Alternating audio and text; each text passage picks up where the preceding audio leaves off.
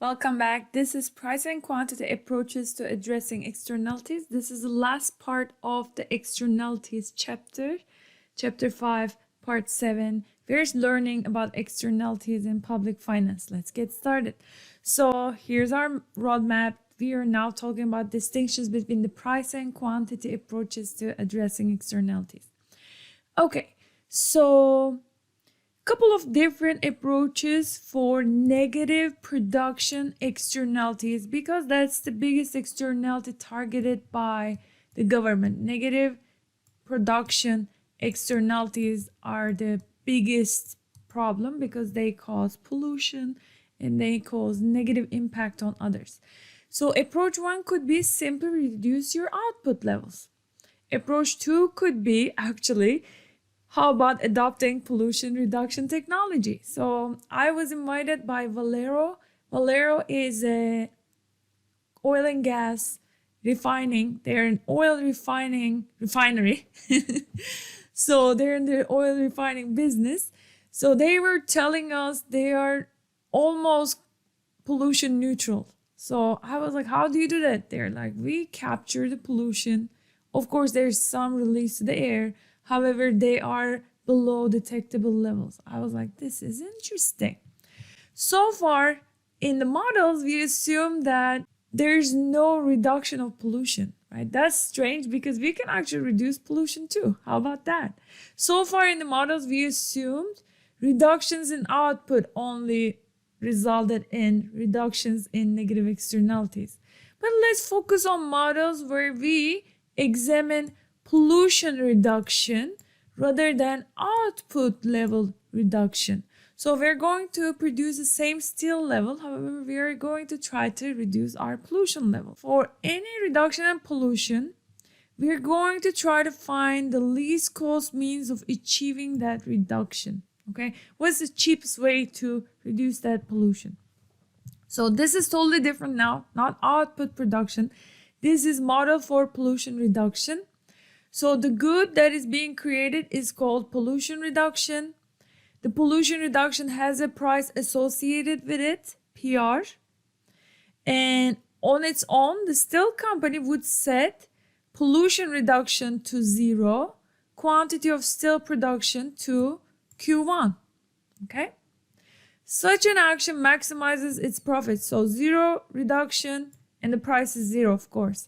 The steel firm's private marginal benefit from pollution reduction is 0. Okay, so this is the demand for pollution reduction by the steel company, which is also equal to its private marginal benefit. Again, this is not steel production now. This is the demand for pollution reduction. This is the market for pollution reduction. Okay, and this is the quantity of reduction and the price of the action of reducing pollution.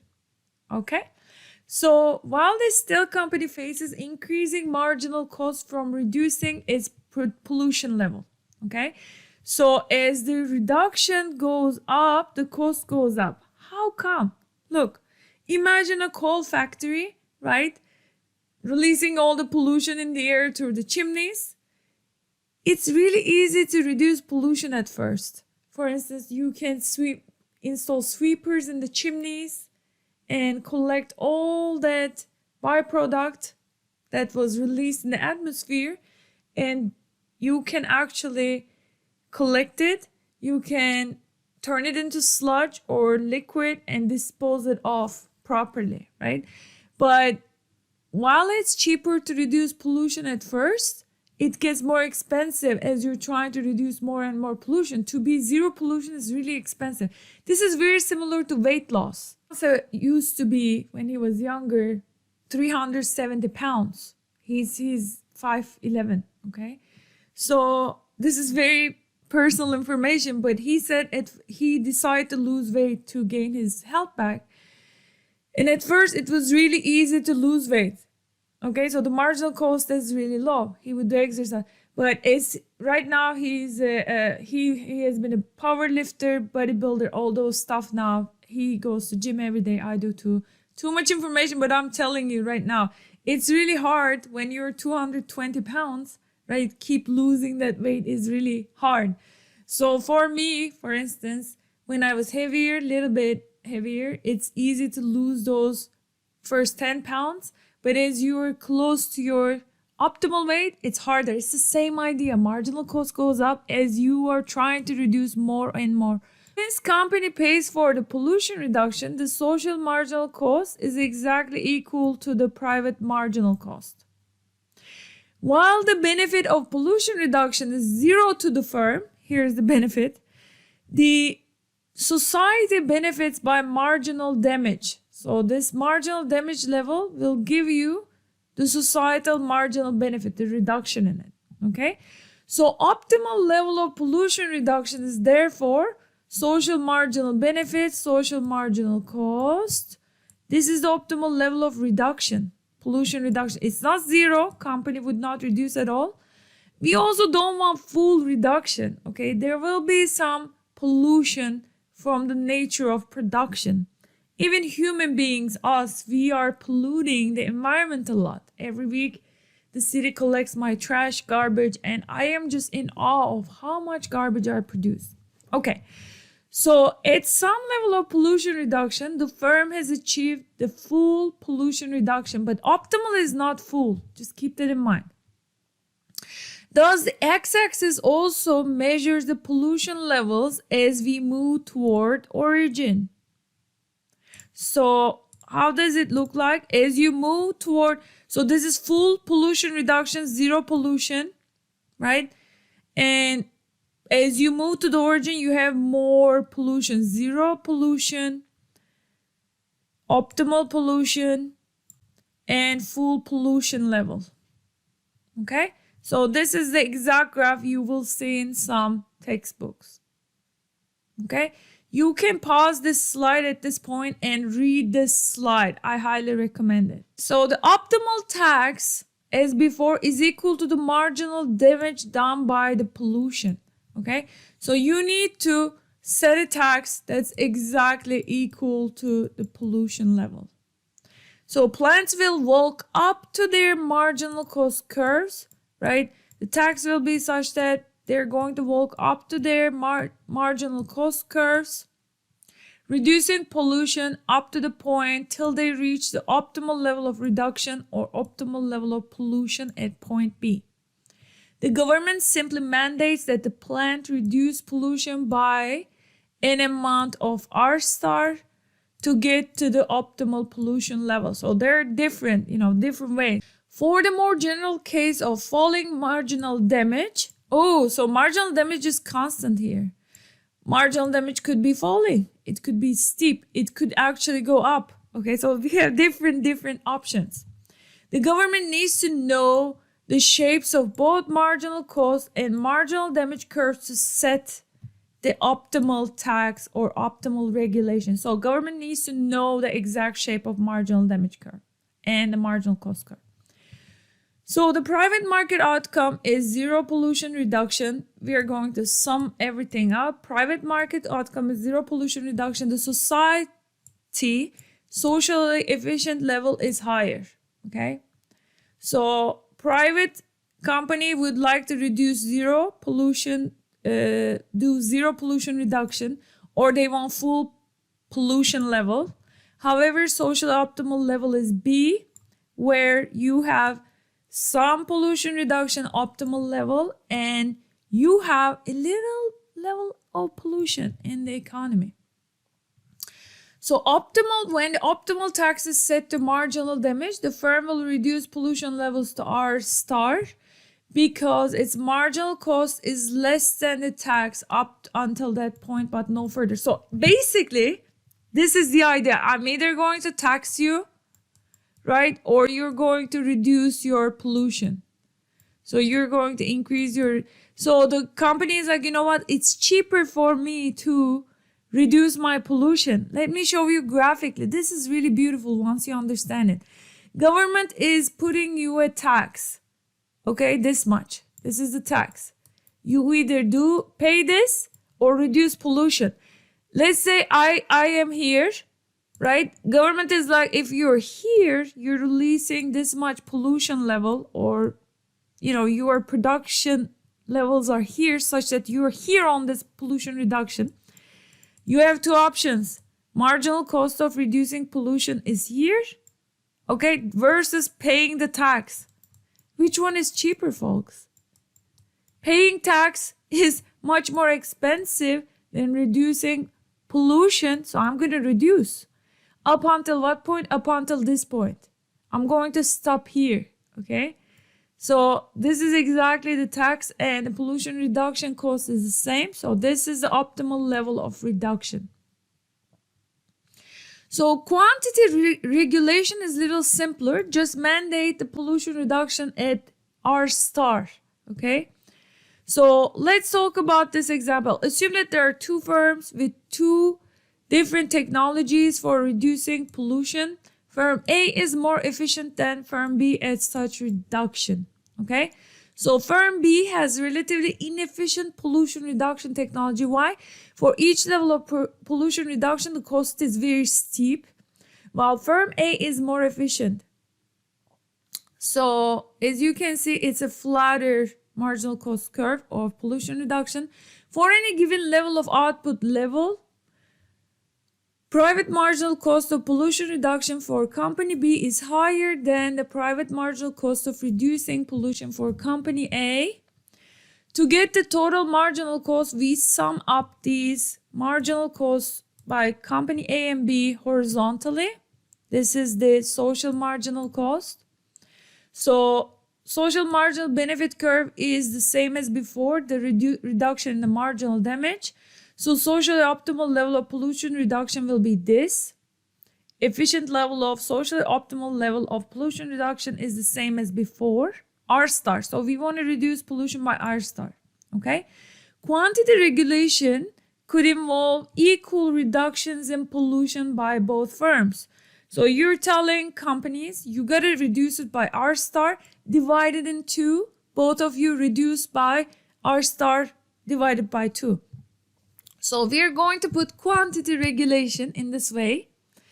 So what you're doing is everybody can only produce this much, right? So that reduction is required on these companies. Both A and B have to reduce pollution by the same amount. Start from this regulated quantity, go hit the first curve of the first company. Company A, the cost is here. Start from the same pollution reduction mandate level, go hit the company B's marginal cost curve. The cost is here. As you can see, the cost is much higher for company B for doing the same reduction. If instead we got more reduction from A, we could lower the total social cost. So if a company finds it easier to reduce pollution, do it. Okay?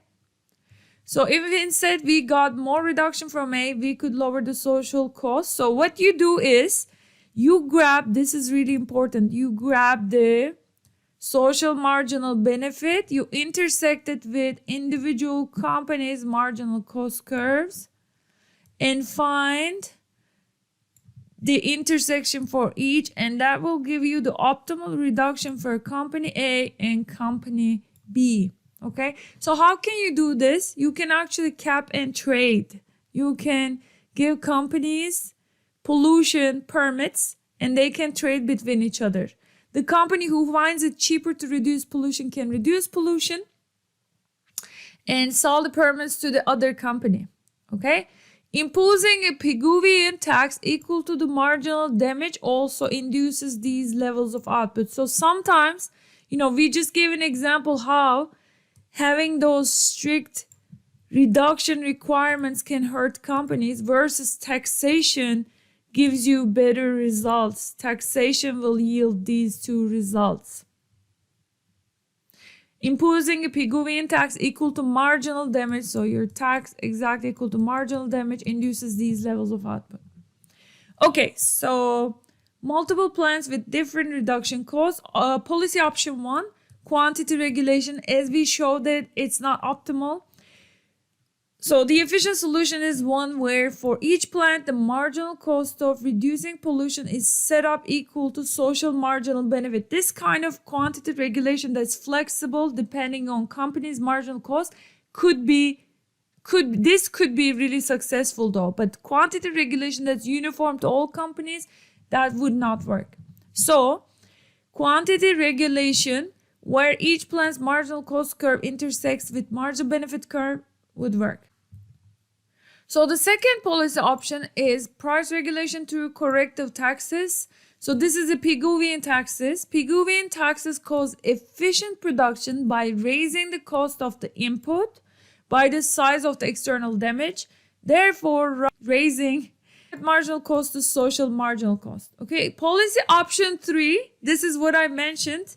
This is a quantitative regulation with tradable permits. Okay, trading allows the market to incorporate differences in the cost of pollution reduction across firms. What does it mean? So you give every company 100 permits to pollute. Okay, the company who finds it easier to reduce the pollution, such as company A, will do so and sell its permits to company B, who cannot reduce their pollution. Based on the figure we studied, price regulation through taxes is more efficient than is quantity regulation. Okay, final option is quantity regulation with tradable permits. Now we're going to expand on this a little bit more. You can issue permits to all firms and allow them to pollute. I know it sounds crazy. Allow firms to trade these permits. Process. Initially, permits might be assigned as quantity regulation was assigned. So give everybody a requirement of, RA, RB equal quantity of pollution reduction requirement. Therefore, you allow everybody to pollute some. B has an interest in buying some of A's pollution permits because decreasing its emissions, company B, costs higher, private marginal cost for company B is higher than that of company A. Both companies are better off if A sells a permit to B, then simply company A will reduce its pollution. So trading process continue until private marginal cost of those two companies are equal to each other. So government may not always know with certainty the marginal cost curves of these companies. Okay, and it doesn't know how costly it is for companies to reduce pollution. Therefore, just issue permits, let them trade these permits. Okay, so this is an example how that could work. Okay, plant B, marginal cost, private marginal cost of plant A. This is a social marginal benefit. Okay, so plant A has lower marginal cost of pollution reduction at each level of production than does plant B. The optimal level of reduction for the market is the point at which sum of marginal cost equals marginal damage. It's right here. So market is trying to reduce pollution by 200 units. An equal reduction of 100 units for each plant is inefficient. So you're requiring everybody to reduce this much. Okay, so the cost is super low for company A and it's much higher for company B. Okay, so it's inefficient since the marginal cost of plant B is much higher than the marginal cost of plant A. The optimal division of the reduction is where each plant marginal cost equal to social marginal benefit. So here is plant B marginal cost equaling social marginal benefit. So plant B, it's optimal for it to actually reduce by 50 units. Plant A interacting with social marginal benefit curve. Plant B can actually reduce 150. At optimal level, plant B reduces by 50 units. Plant B reduces by 50 units. Plant A can reduce by 150 units. Okay. And then marginal cost of each to $100, and then VR total reducing 200 units, which was required by socially optimal level. Okay, so let's take a look at the impact of uncertainty. This is a model with uncertainty, locally flat benefits. So assume that social marginal benefit is downward sloping but fairly flat. This could be the case for global warming, for example, So it's relatively flat impact of reducing pollution, okay? In addition, imagine that government's best guess of cost is PMC, private marginal cost 1. Okay, so it's here. So socially optimal level of pollution reduction is here. But it's possible for the firm's cost to be PMC2. So uncertainty comes from here. We don't know exact size of private marginal cost. So government thinks this is optimal. So regulation mandates are 1. Okay. So imagine the true cost is not PMC1 but PMC2, much higher. So if you require this level of pollution reduction, although optimal should have been here, this is the area of deadweight loss by the failure of government policy. If instead government levied a tax, it would be equal to the marginal damage curve. You assume it's constant, Okay. So if that's the case, we would still say, okay, this is the optimal level. This would be what company is doing. The result would be much smaller deadweight loss, much less pollution reduction. Keep this in mind. So to sum this up, whenever you are not sure, in this case, whenever you're not sure about the shape of the marginal cost curve to companies, number 1. And when the marginal damage curve is locally flat, such as global warming, taxes work the best. So when social marginal benefit is locally steep, it's a different story, okay? So first assume social marginal benefit is downward sloping and fairly steep, okay? This is a very steep marginal damage curve. That means few units of pollution reduction is actually going to have really big impact, and even the little bit of pollution is kind of dangerous, okay? This could be the case for nuclear leakage, okay? So even little bit nuclear leakage could be disastrous. So you need to get the quantity right. You can't leave it to taxes. So imagine the government's best guess for the nuclear plant is PMC1. However, it's possible for firms' cost to be PMC2. So regulation mandates are 1, right? This is what government thinks is optimal. Regulation will mandate R1.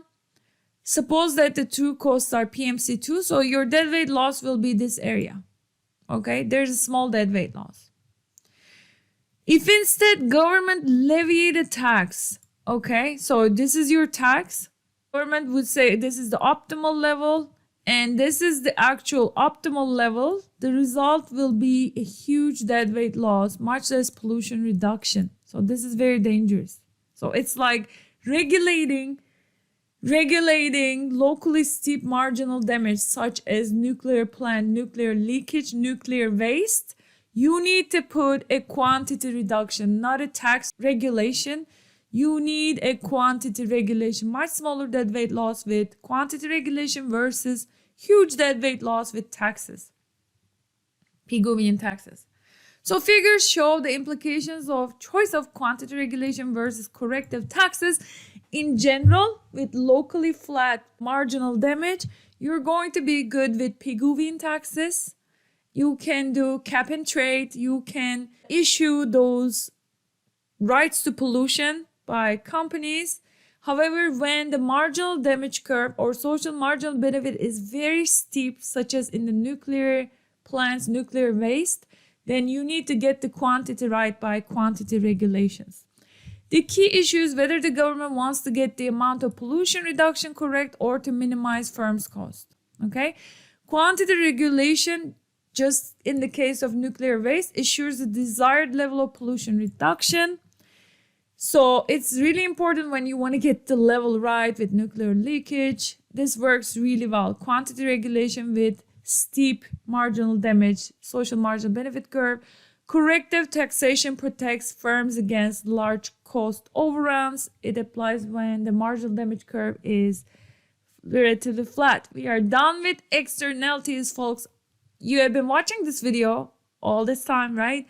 Go ahead and hit the like button so I know I'm doing a good job, and YouTube algorithm will push this video to other students who are struggling with externalities. And also subscribe to this channel. I'll see you in the next video. Bye.